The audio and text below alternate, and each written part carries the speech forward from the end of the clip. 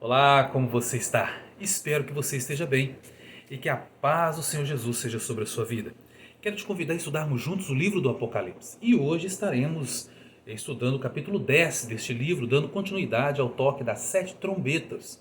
Então vamos à leitura do capítulo 10 deste livro, que diz assim: Vi outro anjo forte descendo do céu envolto em nuvem, com o arco-íris por cima de sua cabeça. O rosto era como o sol e as pernas como colunas de fogo. E tinha na mão um livrinho aberto. Pôs o pé direito sobre o mar, o esquerdo sobre a terra, e bradou em grande voz como ruge um leão. E quando bradou, desferiram os 7 trovões as suas próprias vozes. Logo que falaram os 7 trovões, eu ia escrever, mas ouvi uma voz do céu dizendo: guarda em segredo as coisas que os 7 trovões falaram, e não as escreva. Então o anjo que vi em pé sobre o mar e sobre a terra levantou a mão direita para o céu e jurou por aquele que vive pelos séculos dos séculos, o mesmo que criou o céu, a terra, o mar e tudo quanto neles existe. Já não haverá demora, mas nos dias da voz do 7º anjo, quando ele estiver para tocar a trombeta, cumprir-se-á então o mistério de Deus, segundo ele anunciou aos seus servos, os profetas. A voz que ouvi vinda do céu estava de novo falando comigo, dizendo: vai, toma o livro que acha aberto na mão do anjo em pé sobre o mar e sobre a terra. Fui, pois, ao anjo, dizendo-lhe que me desse o livrinho. Ele então me falou: toma-o, devora-o, certamente ele será amargo no seu estômago, mas na sua boca ele será doce como mel. Tomei o livrinho da mão do anjo e o devorei, e da minha boca era doce como mel, mas quando, porém, o comi, no meu estômago ficou amargo. Então me disseram: é necessário que ainda profetizes a respeito de muitos povos, nações, línguas e reis. Muito bem, amados, esta é a leitura no texto de hoje e vamos dar continuidade ao advento das 7 trombetas. E eu quero alertar que os fatos descritos neste capítulo acontecem após o toque da 6ª trombeta. Então o apóstolo João tem outra visão. A visão é de um anjo forte descendo do céu sobre a terra. E este anjo ele representa a palavra de Deus, a mensagem profética enviada por Deus à humanidade. A força do anjo representa a força e autoridade divina da mensagem que veio do altos céus sobre a terra. O arco-íris sobre a cabeça do anjo representa a aliança que Deus fez com Noé e sua descendência, lá em Gênesis. E isso reforça a mensagem de fidelidade de Deus, o compromisso de Deus com sua palavra e com suas promessas, indicando também que toda mensagem da Escritura é de natureza divina e que esta mensagem, assim como suas promessas, irão se cumprir. Como está escrito no livro do profeta Jeremias, no capítulo 1, verso 12, que diz: disse-me o Senhor, viste bem, porque eu velo sobre a minha palavra para a cumprir. O que significa isso? Que o Senhor está atento, vigiando para que sua palavra se cumpra. Cada vírgula, cada ponto, cada acento, Deus manterá sua palavra e todos nós podemos descansar, porque ela irá se cumprir. É uma aliança que Deus fez com todos aqueles que creem.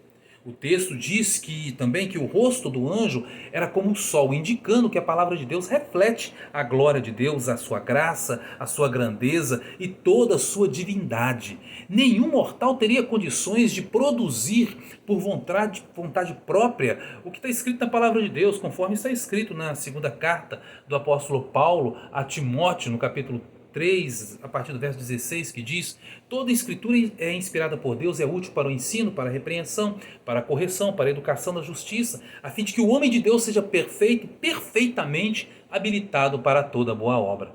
Assim como o apóstolo Pedro também diz em sua 2ª carta universal, no capítulo 1, verso 20 e 21, onde está escrito: antes de mais nada, saibam que nenhuma profecia da escritura provém de interpretação pessoal, pois jamais a profecia teve origem na vontade humana, mas homens santos falaram da parte de Deus, impelidos pelo Espírito Santo. Isso significa que Deus usou homens santos para escrever a sua palavra. Deus ditou e estes santos homens escreveram. E que isso fique bem claro. Então, dando continuidade, o apóstolo João declarou que as pernas do anjo eram como colunas de fogo, fazendo uma alusão clara quanto à firmeza e força da palavra de Deus. Firmeza porque a palavra de Deus é verdade incontestável. Força porque a palavra de Deus tem o poder de confrontar, penetrar e quebrantar até o mais duro coração. Quanto ao fogo, este simboliza a luz da palavra de Deus, a luz que ela traz, uma luz que é capaz de iluminar até as mais densas trevas, uma luz que é capaz de revelar tudo aquilo que está escondido, e um fogo consumidor que nos purifica de todo mal, um fogo intenso que acende a fé e traz o avivamento através de uma fé fervorosa. Esta é a palavra de Deus, a mensagem de salvação, as promessas e profecias de Deus dadas aos homens. E o texto também revela que havia um livrinho aberto nas mãos do anjo. Isso representa que a mensagem escrita está disponível para quem quiser tomar conhecimento dela. E assim como o anjo está com o pé direito sobre o mar e o esquerdo sobre a terra, para a palavra de Deus não há limites, não existem fronteiras, não há barreiras, nem na terra, nem no mar. A palavra de Deus alcança qualquer um em qualquer lugar para assim cumprir o propósito de Deus. E assim como ruge o leão, a palavra de Deus se faz escutar, queiram sim, queiram não. Ela será ouvida por todos, anunciada a todos, independente da vontade do homem. A vontade de Deus ela é soberana e será cumprida na terra e no céu. Este é o significado, quando o anjo brada com grande voz na terra e os 7 trovões respondem nos céus. E aqui acontece algo que é bem interessante. Quando o apóstolo João vai escrever o que os trovões responderam, ele é impedido de escrever por uma voz que vinha dos céus, ordenando que ele mantivesse segredo sobre o que fora dito. Por quê?